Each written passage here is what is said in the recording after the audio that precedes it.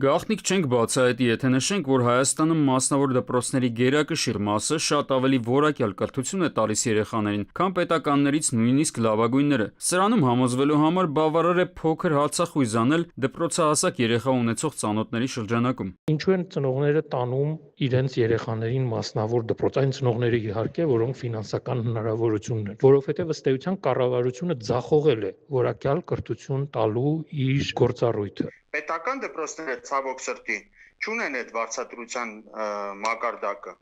եւ լավագույն ուսուցիչները պետական դպրոցներից գնում են դեպի մասնավոր դպրոցներ, որպեսզի ստանան իրենց աշխատանքի իսկապես չափ վարձատրություն։ Եվ դրա համար ենք ասում, եթե մենք ուզում ենք կրթության ոլորտում ինչ-որ բան փոխել, առաջին հերթին չպետք է ձևական, այլ իրականում ուսուցչի աշխատավարձը բարձրացվի։ Պետությունը այս խնդրի համար գտել է մեկ այլ լուծում։ Կրթության, գիտության, մշակույթի եւ սպորտի նախարարությունը հրապարակել է 2027-29 թվականների միջնաժամկետ ծախսերի ծրագրի նախագիծը, որով նախատեսվում է պետական բյուջեից փոխհատուցել մասնավոր դպրոցներում սովորող երեխաների ուսման վարձը։ Կրթության համակարգը նախ եւ առաջ արդարություն է սիրում։ Փոխանակ միջինին բերվի եւ բոլոր դպրոցները չենք ասում մակարդակը իջեցնել, բայց պետք է ցածր մակարդակ ունեցող դպրոցների մակարդակը բարձրացվի։ Կառավարությունն ասում է, որ այն երեխաները, ում ծնողները կարող են իրենց թույլ տալ, թող երեխաներին տանեն մասնավոր դպրոցներ եւ ես կփոխհատուցեմ դրա հետ կապված ծախսերի մի մասը, իսկ այն երեխաները, ում ծնողները դրա հնարավորությունը չունեն, պետք է հաճախեն պետական ուսումնական հաստատություն եւ ստանան անորակ կրթություն։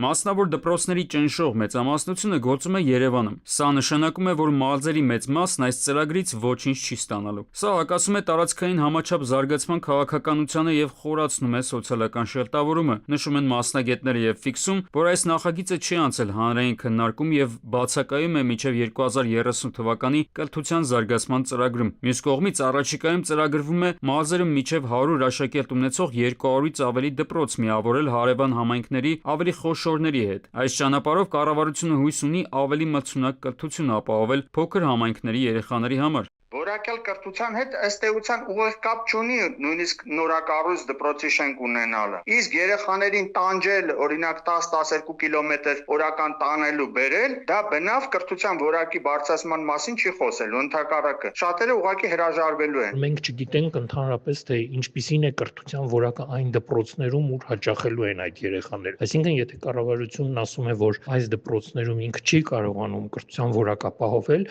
ինքը պետք է ցույց տա, որ այն դպրոցներում, ուր հաճախելու են այդ երեխաները, բավարար կրթության որակ կա առաջին հերթին։ Մասնագետները նշում են, որ ԿԳՄՍ-ի միջնաժամկետ ծրագիրը, որը ենթադրում է մասնավոր դպրոցներում սովորող երեխաների ուսման վարձերի փոխհատուցում, մեծ հաշվով չունի փաստային հենք, այսինքն պարզ չէ, թե նշված ծախսերը ինչի համար են անհրաժեշտ եւ ինչ են տալու պետությանը հետագայում։